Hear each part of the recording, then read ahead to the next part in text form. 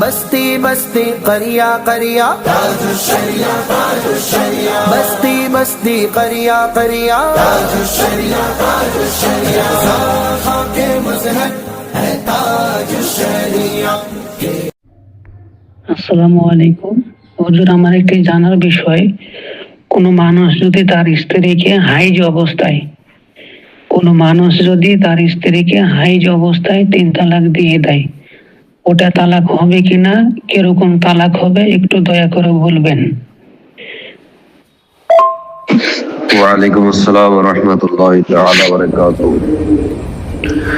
হাইজ অবস্থায় তালাক দেওয়া হারাম আছে, জায়েজ নেই। তবে যদি হাইজ অবস্থায় তালাক দিয়ে দেয় 3 তালাক, তো 3 তালাকই হয়ে যাবে, তালাকে মুগাল্লাজা হয়ে যাবে, স্বামী স্ত্রীর বন্ধন খুলে যাবে, শেষ হয়ে যাবে। হেদায়েতে আছে, ফাতোয়া রিজভী শরীফে আছে, বহু কিতাবে আছে। আসসালামু আলাইকুম ওয়া রাহমাতুল্লাহি ওয়া বারাকাতুহু। আশা করি সকলে ভালো আছেন। আজকে একটি জানার বিষয় হলো, কোন ব্যক্তি যদি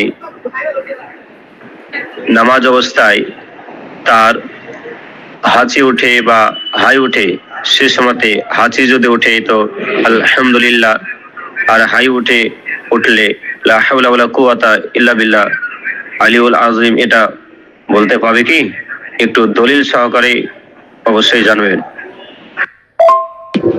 নামাজ পড়াকালীন নামাজ অবস্থায় যদি হাঁচি উঠে তো আলহামদুলিল্লাহ পড়বে কিনা, হুজুর সদর শরিয়া 15 তারিখা মুফতি আমজাদ আলী আজমি আলাইহির রহমাতুল্লাহ, তিনি বলেন যে সুকুত ইখতিয়ার করবে, অর্থাৎ হাঁচি উঠলে আলহামদুলিল্লাহ পড়বে না,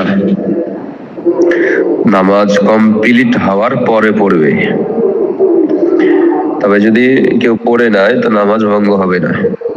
নামাজ হওয়া অবস্থায় হাঁচি ওঠার পরে যদি আলহামদুলিল্লাহ পড়ে তো এতে নামাজের কোনো ক্ষতি হবে না, নামাজ হয়ে যাবে।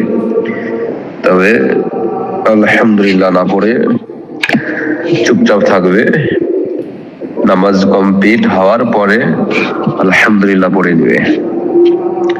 আর যদি হাই উঠে তো নামাজ পড়া চলাকালীন তো লা হাওলা ওয়ালা কুওয়াতা ইল্লা বিল্লাহ পড়লে, এই পড়াটা যদি দুনিয়াবির কারণে হয় তাহলে নামাজ ফাসিদ হয়ে যাবে, ভেঙে যাবে। আর যদি আখিরাতের জন্য হয় তাহলে নামাজ ভঙ্গ হবে না, নামাজ হয়ে যাবে। দুররে মুখতারে রয়েছে, বাহারে শরিয়াতে আছে, অনেক কিতাবই আছে।